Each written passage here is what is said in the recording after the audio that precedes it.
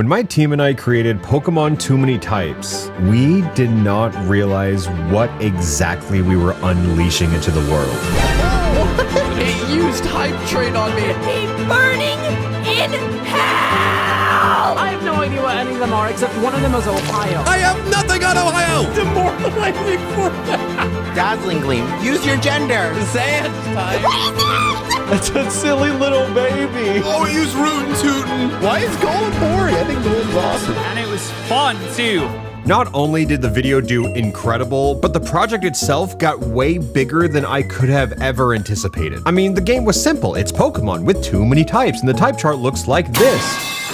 Yeah, simple, right? And I don't mean to cause any alarm, but we are working on a sequel to Too Many Types. Not only does this include more types, but also a new enemy team, a new story, and even new megas. I try not to ask too much nowadays, but if you wouldn't mind subscribing, it would really help because not only does it support the channel, but it supports projects like this, and Mariamon, and Too Many Types, and a few of the other things we're doing. So thank you for subscribing. We're almost at 4 million, which is pretty cool, but I can promise you, you do not want to miss Too Many Types 2 when we release it next month. One of my favorite memories with this project, though, is when we opened it up to the public and immediately saw several esteemed Nuzlockers attempt to play through it. Some were unsuccessful, actually most were unsuccessful, and that ultimately caused us to patch some things out. Remember when Wallace had a Mega Metagross? I don't. Also, that was supposed to be Steven, so double oops. And yeah, it's just a normal Metagross now. Sure, there were complaints about Clay, but it's his own right to bear arms. We can't take that away from him. Okay, so what I'm trying to say is that I've heard you all loud and clear. Let's Nuzlocke a game that should never be Nuzlocked. Pokemon Too Many Types. Despite this adventure being a bit less than normal like most Pokemon journeys, it all starts with a choice. And since I can't use the same thumbnail twice, we're gonna go with Poplio, the water silly Pokemon. This learn set imitates various gags from Toontown Online and eventually becomes the water silly song Pokemon. And I know this doesn't do much for you, but these three types eventually set up for an incredible late game. It's been a while since I've had a theme for nicknames, so of course this modest female Poplio is gonna be taking notes from my Spotify Wrapped, Sabrina. Since so many routes immediately opened up in Emerald, my first few encounters left me with a Pidove named Gracie, a Poochyena named after Tom York, and the Holy Grail of Bruno the Krabby. Also, since I'd really love to do this in one attempt, I am taking every single berry I possibly can every single time. Captain Kid and I did attempt a Soul Link of this a while back, and the reason you never saw it was because we could simply not complete it. However, the one piece of information I did take away from those attempts was that Krabby and the entire crab type is so incredibly broken. Then I arrived in Petalburg, fast-forwarded through Wally, and grabbed a new encounter of a pretty little Kricketot named Troy. With one of my favorite Pokemon named after one of my favorite artists, it was time for the Gem of Roxanne. In my first playthrough, I thought she was a rock boring trainer, but apparently she's also an ancient trainer. So in preparation for that, I picked up a Budew for later and a belting Whismur for now. Honestly, I never really thought I would Nuzlocke this game simply because it sounded too hard to understand this, but you guys are loud. Well, sure, I want to give the people what they want, but luckily the people have also given me what I need for this. One user named Fortissimo made a Too Many Types type calculator, and oh my god, does this make all the difference. Because, you know, I prepped a whole team of 6 for Roxanne, but I really only needed 1. Thanks to Whismur holding Quick Claw, she gets to move before the Geodude she already outsped and takes it down with a single echoed voice. Keep in mind, this move only gets stronger on every subsequent use. Sure, it takes 2 to steal the stage from Baltoy, but with the powered up echoed voice of Whitney Houston, Lilith didn't stand a single chance. And to my surprise, the first gym badge was earned through Whismur and Whismur alone, which, if I can be real, I don't think I've ever used this Pokemon in a challenge run for any reason ever. So after a short break of saving birds and buying phones, it was time to set off for Doofer Town. First things first, I'm gonna pick up an old rod and fish up Beyonce. I mean, one day it'll be Beyonce, so let's enjoy Destiny's Child while we can. And with the level cap being pushed to 19, I had quite a few evolutions on my hand, as well as Krabby getting to learn Crab Rave. It's Dragon Dance. Inside the Doofer Cave, I was here to meet Hoen's favorite twink and found a sus baby of Bonsley, and we named her Chapel.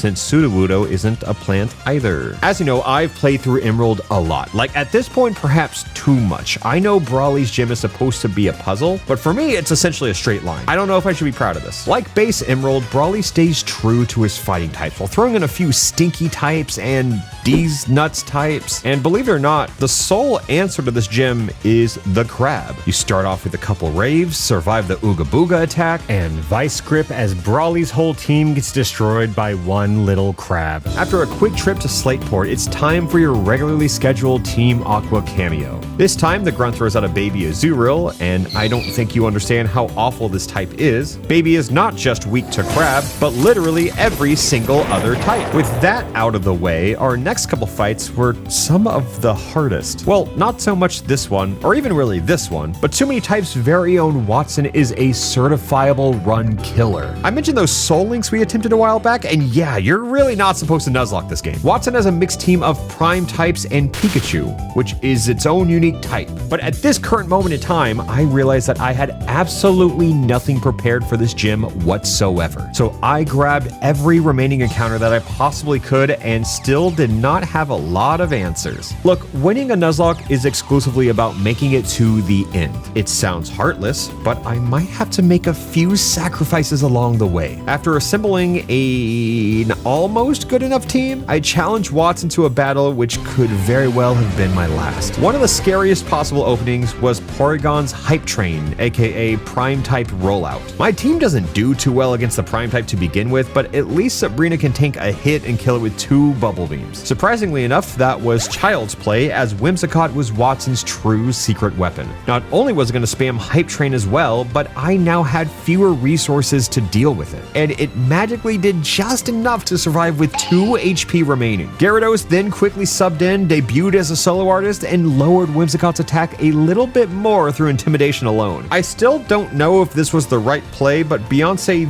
then switched out with a suicidal Unpheasant who ate a lethal blow on behalf of the entire team. Whitney returned to the field and started spamming Echoed Voice once again. On the second Echoed Voice, Whimsicott luckily used Growth, and on the third, Quick Claw came in clutch to move first. Then the dreaded Hype Train put Loudred in a range where the only out was to have Quick Claw activate again. I know I could have switched, but this is what the fight came down to, and I just had to trust in Whitney to land the shot. Oh. Yeah, that works too. It took an army, but Wattson's terrorizing Whimsicott has finally been put to rest. After making such a big impact in the first gym, Whitney went where the broken hearts go, thanks to a fatal peak attack. Rihanna swiftly ran to the front lines, took down the enemy Pikachu, and ultimately perished to the Prime Rotom's Hype Train alongside their fellow Mightyena, who at least lowered their accuracy with a pivotal sand attack. This fight was a bloodbath. 4 total encounters dead on the floor of Wattson's active war zone of a gym. Luckily, as Sabrina took stage and stared down a Rotom who absolutely outsped her, it all came down to that lone sand attack from Mightyena beyond the grave. And just like that, we won. I know there's still an entire game beyond this fight, but that's irrelevant for now. This was probably the bloodiest success I've ever had in a Nuzlocke, and it really boiled down to 2 extreme instances of luck. I know I keep saying it, but maybe we as humans just were not meant to Nuzlocke this game.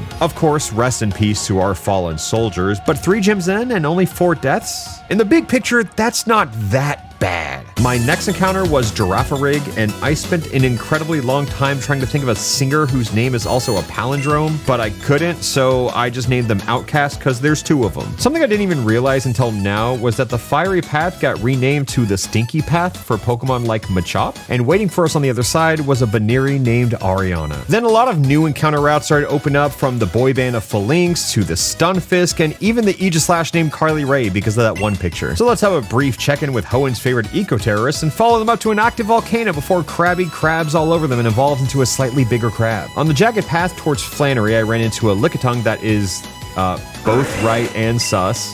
Sure. Oh, and I made sure to pick up the egg from Lava Rich Springs. Normally, this Pokemon would be a why not, but unfortunately, they've been banned to Ubers and too many types. So instead, here is a Galarian Ponyta named Bowie. Luckily, Flannery now being both a fire and fluffy type trainer, my box had a shockingly good amount of matchups here. Most notably, Water, which is now suddenly 4 times more effective. Since I knew this Furt would always open up with Warm Hug, a fluffy type Thunder Wave, preparing my team with Cherry Berries made all the difference. I'd love to give you the play-by-play beyond this, but I really just had Sabrina spam Bubble Beam until passing the duet to Chapel, who threw rocks at Flannery's friendly dogs. With 4 badges now collected, May found me and opened up the door for even more encounters. Now that I can access the desert, I found a Baltoy named Monet, a Sandile named Avril, and what's so funny about this more in-depth playthrough of Too Many Types is that I learned this game had fossils in it, like the ones from Galar. It's been roughly 2 years since we released this, and I genuinely had no idea. Anyway, say hello to Mr. Fish. Also, I ended up making a pit stop to pick up the Firestone for Growlithe as well as TM06 Toxic, but that's my Mystery Mascatool that's going to help us out later. Now, the infamous 5th gym was up next, and as you probably already know, it's my furry type dad. Given that his team is obviously part fluffy as well, Water becomes incredibly relevant yet again. Beyond that, Lopunny also shows up to cement herself as the ultimate furry. Wait, does that just make me sound like a furry? At long last, I get to fight Dad. He opens up with a Float Soul who gets intimidated in the face of Beyonce and opens up with a Warm Hug that immediately gets invalidated thanks to a second Cherry Berry. The funniest part of having too many types to me is that sometimes this confusing type chart results in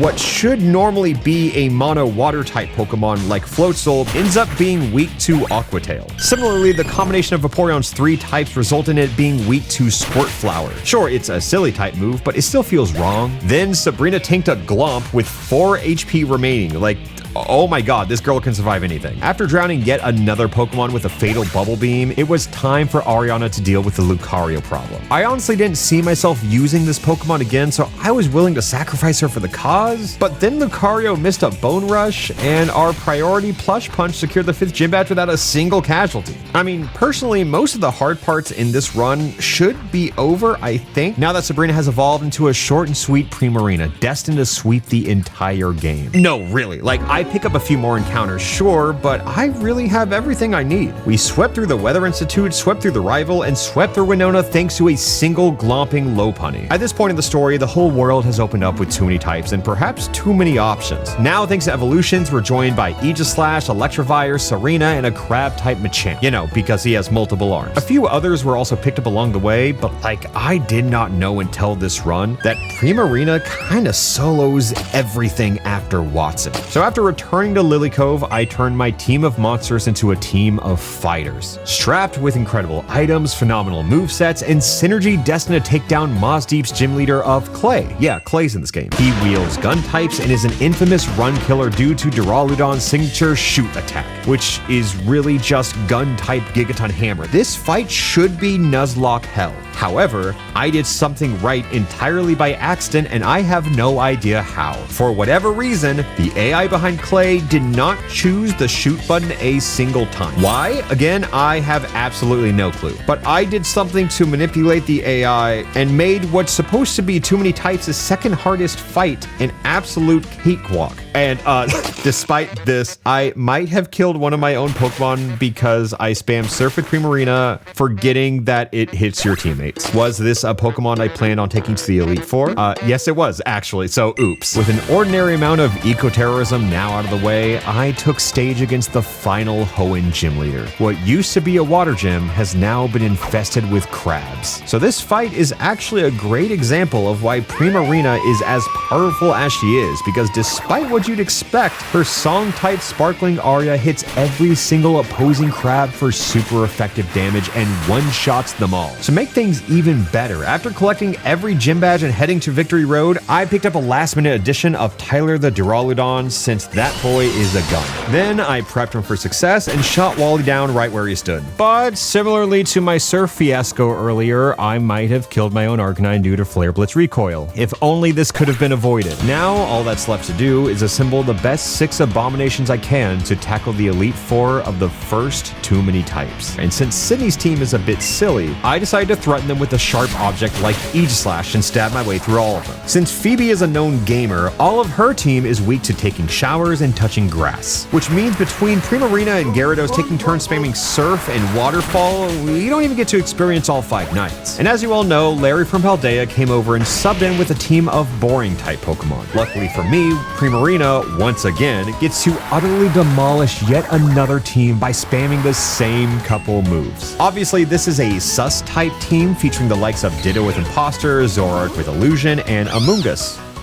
It's Amoonguss. And if I can be honest, I did something a little stupid. I knew there was a Zoroark on this team, and in that moment, I entirely forgot and lost the Aegislash that was supposed to win the fight for me. But at least we pulled through. So with 5 Pokemon remaining and a lot to lose from Nuzlocking my own game, it was finally time to challenge the champion of Wallace, but you know. This was once the hardest battle in the game by far, and even now, it's still pretty damn hard. And despite the team building I did for the Elite Four, I did my absolute best to have the entire team built around Champion Wallace in particular. First off, they open with a sick and twisted Wynot sporting a baby type that makes it weak to everything, as well as an Uno reverse type that now makes it resist everything. With that in combination with Eviolite counter and Mirror Coat, yeah, you gotta come to this fight prepared. Given that, I open with Toxic and try to break it down a little bit more with Surf, knowing I could at least survive 1 Mirror Coat. Wallace wasted their only full restore, and to my surprise, switched Wynot out with Shedinja, who ended up catching Primarina's misguided Toxic into a free kill, so sure. So now let's give it up for Bowie's first and only showing as a meat shield against Silvally. So if I can throw out a Pokemon who is 8 times weak to their attacks, thus making it 16 types super effective, the damage becomes far too great for the game to process, and instead, the damage overflows and Bowie loses 1 HP per hit. This Mon with this typing is genuinely the most evil part of this game, and that's saying something. So cheesing it is kind of the only way to beat it in my opinion. So I fight through the exploit, take down Wallace's biggest threat, and move on to fighting their signature crab type Metagross. Beyonce dances, Metagross raves, and gets their kill before falling to the OU Latios in the back. Ariana starts chipping away until Wallace gets desperate and suddenly throws out the primordial crab of Deoxys. They scrapped for a while and Ariana got close, but she could just not handle a beast like Deoxys. Luckily, Machamp comes out, and if I can be honest, yeah, I kind of forgot I brought him too. At least he's home, knocks a sinister crab out, and proceeds to give up his very own life to that bloodthirsty Latios in hopes of Bowie being able to take it home for everyone. So with only 1 Pokemon left, Wallace breaks the emergency glass once again with the evil Wynot. Unfortunately, the only thing I could do with Bowie was significantly weaken it a bit before sacrificing their life, as everybody knows them now. But on the bright side, the only way I could lose this now is by actively throwing. Sure, any attack would kill, but I can't risk that with Sabrina. So I click the Toxic button, heal up, and watch that goddamn Wynot die a slow and painful death, right before immortalizing this team as the one who conquered Pokemon too many types. And soon, I'll do it again in the sequel.